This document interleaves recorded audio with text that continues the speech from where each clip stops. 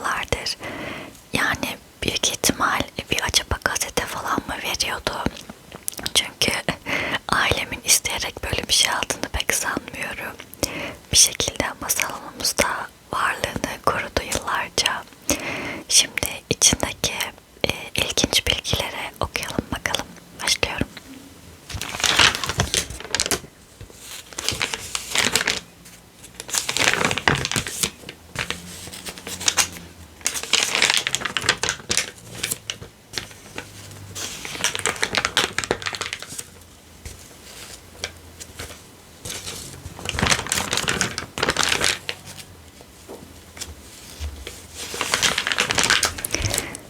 Evet, o zaman ilk sorumuzla başlıyorum. Balıklar susar mı? Okyanuslarda yaşayan balıkların susuzluktan kuruyup büzüşmemeleri için bir hali su içmeleri gerekiyor. Ozmosis denilen bir yöntem ile su, balıkların gövdelerine durmaksızın girip çıkıyor. Su, balığın vücudunda erimiş tuzun az olduğu bölgelerden çok olduğu bölgelere doğru hareket ediyor. Deniz suyu, bir balığın vücudundaki sıvıdan daha tuzlu olduğundan balığın vücudundaki su sürekli olarak dışarı akıyor. Bu şekilde vücutlarında su kaybı meydana gelen balıklar bu eksikliği gidermek için sürekli olarak su içmek zorunda kalıyorlar. Gerçekten de ilginç bilgilerle dolu bir kitap diyebilir miyiz? Hiç böyle bir şey düşünmemiştim bu arada daha önce, balıklar susar mı diye. Şimdi diğer sorumuza geçiyorum. Barış işareti nereden geliyor? Barış işaretini biliyorsunuz, şu. Bugün barış simgesi olarak kullanılan işaret aslında nükleer silahlanmayı protesto kampanyaları sırasında doğdu. Gerard Holton tarafından geliştirilen işaret ilk kez 1958 yılında İngiltere'deki bir antinükleer yürüyüş sırasında kullanıldı. Holton simge olarak eski İskandinav alfabesindeki ölümü belirten ideogramı seçmişti. Bugün işarete başka anlamlar da yükleniyor. Örneğin ters dönmüş tüfek, radyasyon nedeniyle ana rahmindeki ölü çocuk ve atom bombasının oluşturduğu mantar görünümündeki bulut gibi. Ben diğer anlamları olduğunu bilmiyordum açıkçası. Şimdi devam edelim.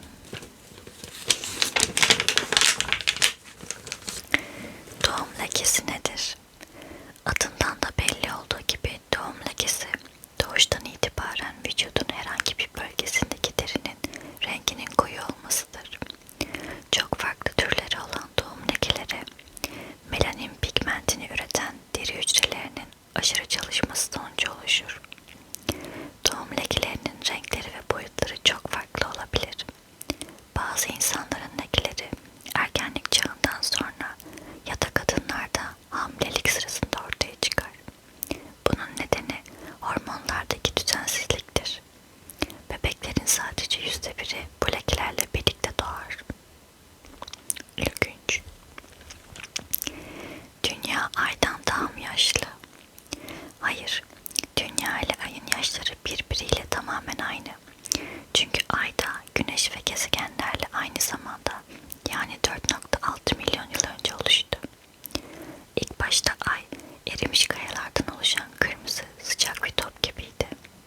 Dünyadan çok daha küçük olan ve sadece 3467 kilometre genişliğindeki ayın soğuyup sertleşmesi ise küçüklüğü nedeniyle dünyaya göre daha çabuk oldu.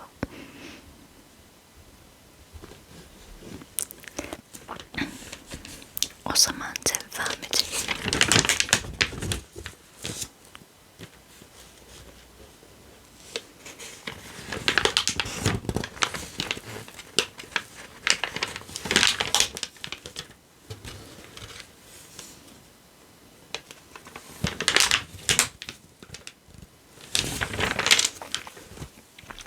Satranç oyunundaki taşların anlamları nereden geliyor?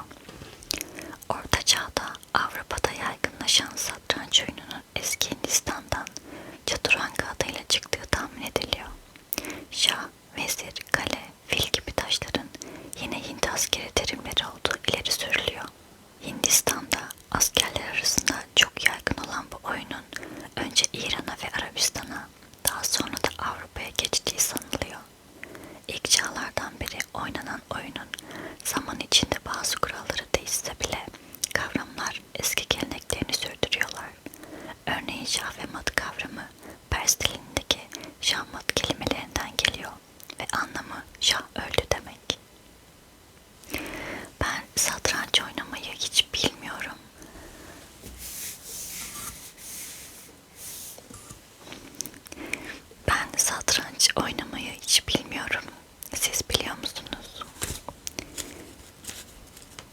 çoğu oyun oynamayı bilmiyorum bu arada. Okey falan da bilmem. Neden böyleyim?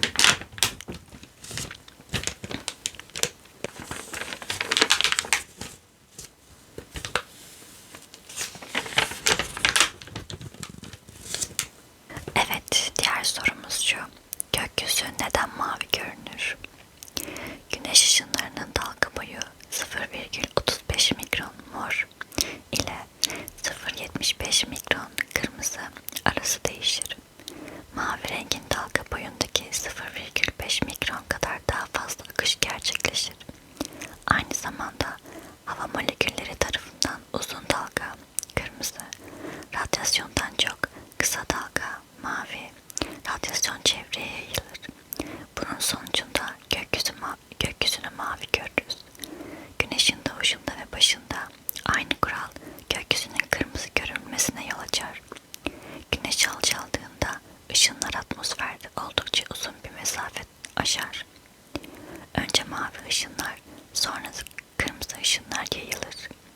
Hava kirliliği yayılmanın derecesini artırdığı için gün batımında daha mükemmel bir etki vardır. Ülkünç. Her şey böyle demem yok mu? Ülkünç. Bu arada böyle konuştuğum bir video istediniz benden. Ama yapabilir miyim bilmiyorum. Biraz utandım. Roleplay yapmaya utanıyorum. Bu arada bu konuşma tarzı benim tiyatroda oynayacağım karakterin konuşma tarzı. O yüzden sanırım oraya doğru kayıyorum bazen. Oldukça keyifli bir karakter. Devam edelim o zaman.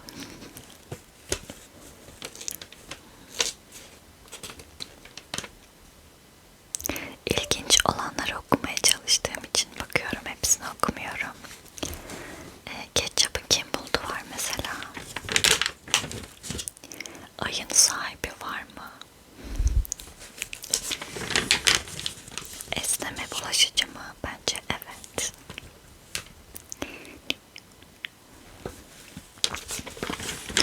O zaman biraz işimize yarayacak bir şey okuyalım. Kalp krizi geçiren kişiye ne yapmak gerekir? Kalp krizi geçiren hastayı o an müdahale ederek kurtarmak mümkün. Bunun için çok basit bazı kuralları bilmek yeterli. Eğer bu konuda hiçbir bilgi sahibi değilseniz şunları yapmanız gerekiyor. Eğer kalp krizi geçiren kişinin bilinci yerindeyse ve nefes alıyorsa hemen acil servise telefon etmek ve hastanın yanından ayrılmamak gerekiyor. Eğer hasta nefes alıyor ama sorulan sorulara yanıt vermiyorsa hemen yan yatırmalı ve kafası arkaya doğru sallanmalıdır. Böylece nefes alması kolaylaşır. Bu konuda küçük bir eğitim görenler ise şöyle davranabilirler. Eğer hastanın kalbi çalışıyor ancak nefes alması durmuşsa hemen suni teneffüs yapılmalıdır. Eğer kalbin çalışması da durmuşsa yapılacak tek şey kalp masajıdır. Evet, kalp krizi geçiren bir tanıdığınız var mı? Ya da aramızda sağlıkçı var mı? Bunlar doğru mu? Bu kitap çok eski belki. Gerçi tıptaki şeyler değişmiyordur değil mi? Çok mu cahilce konuşuyorum? Ne yapıyorum şu an? Benim de anneannem yakın bir zamanda kalp krizi geçirdi. Ben yanında değildim ama direkt acile götürdü annemler. Onun dışında bilmiyorum. O kadar bilinci kapanacak kadar fenalaşmamıştı o.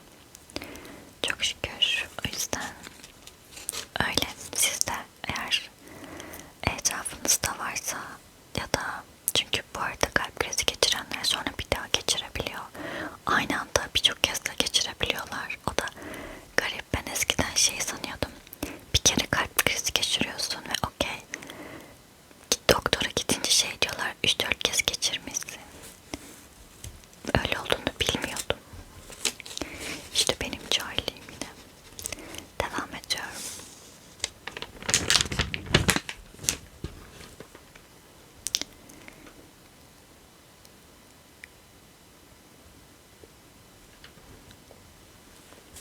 O kadar saçma bir soru var ki dondurma baş ağrısı yapar mı? Hay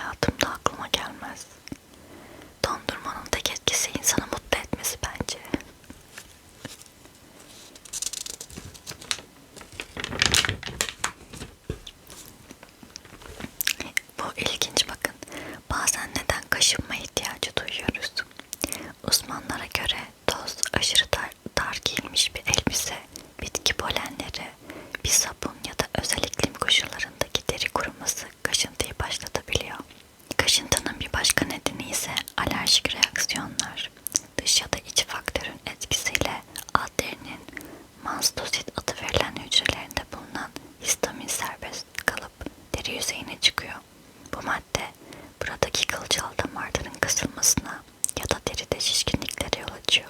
İşte bu durumda kişi kaşınma ihtiyacı hissediyor. Daha da ender olarak kaşıntı bir şeker, böbrek ve karaciğer yetersizliği gibi bir hastalıktan da kaynaklanabiliyor. Kaşıntı sürekli ve rahatsız edici bir boyut aldığında kesinlikle doktora başvurmak gerekir. Evet, böylece neden kaşındığımızı da öğrenmiş oluyoruz. Körler de rüya görür mü? Herkes rüya görüyor. Tabii ki körler de. Rüya anında içinde görsel alanında bulunduğu beyin korteksi gelişigüzel uyarılıyor. Bu da rüya tecrübesini oluşturan görüntüler, sesler ve kokuları yaratıyor. Körlerin çoğunda korteks zarar görmemiş olduğundan rüya görememeleri için fiziksel bir neden yok. Ancak kör insanlar bazen rüyalarını anlatmakta zorluk çekebiliyor. Rüyadan ne anladıkları daha çok görsel tecrübelerine dayanıyor. Çoğu insan körlerin hiçbir zaman görmemiş kişiler olduğunu sanıyor. Gerçekte tam kör olan çok az insan var. Körlerin çoğu ışığı ve renkleri biraz seçebiliyor ve bunlar da rüyalarına yansıyor. Körlerde görüntü yaş ilerledikçe daha da azalıyor. Bu nedenle rüyalarını görüntülü hatıralarına dayanarak yorumluyorlar. Az rastlanan bir durum olsa da bazen kör doğan insanların görüntüleri zamanla iyileştiriliyor ve bunları nasıl görmeleri gerektiği öğretiliyor. Nesnelerin görselliği eskiden kalma dokunuşla bağlantılı algılarla tamamlanıyor. Bu insanlar nesneleri tanımlamayı ve adlandırmayı kolay yapsalar da uzaklıkları algılamada güçlük çekiyorlar. Evet, ben açıkçası şöyle biliyordum. Ama çok azmış zaten doğuştan kör doğanlar. Onlar rüya göremez diye biliyordum ama sonradan kör olan insanlar rüya görebiliyor diye biliyordum. Ama tam kör olan zaten çok az insan varmış. Çok mu ses yapıyor acaba çevirirken, bilemedim ki.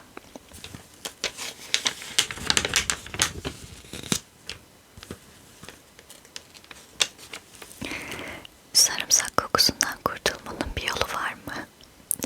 Ben bunu öğrenmeyi çok istiyorum çünkü sarımsağı çok severim ama dışarı çıkacaksam o gün asla yemem, hatta bir gün öncesinden yemem. Çünkü yani arkadaşlar lütfen siz de yapmayın.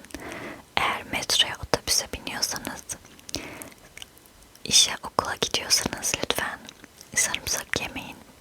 Bu gerçekten çok zorlayıcı olabiliyor kalabalık ortamlarda. Ve ben de bundan nefret ettiğimden başka insanlara da böyle bir rahatsızlık vermek istemiyorum. O yüzden mesela yarın bir yere gideceksem bir önceki günden yemem hatta sarımsak falan. Ama keşke, işte bakalım kurtulma yolu var mı? Karanfil geliyor akla direkt ama bence yeterli değil. Neyse. Tipik sarımsak kokusu geçici bir bileşik olan, okuması çok zor bir şey var, bilmiyorum. Bla bla diyeyim. Ya, dahili sulfide çok bir terim kaynaklanıyor. X diyelim.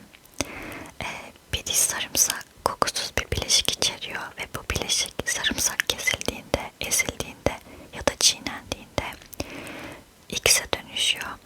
Sarımsak kokusunu yok etmenin bir yolu fazla miktarda maydanoz yemektir. Sarımsağı çok lezzetli olduğu için değil de sağlık sorunları yüzünden yiyorsanız tablet kullanmanız daha iyi olur. Pek çok tablet özel bir maddeyle kaplıdır ve böylece sarımsak midede hazmedilinceye kadar kokulu X salgılanmaz. İlginç. Maydanoz aklıma gelmezdi açıkçası. Nane falan olabilir. Taze nane. Demek maydanoz bolca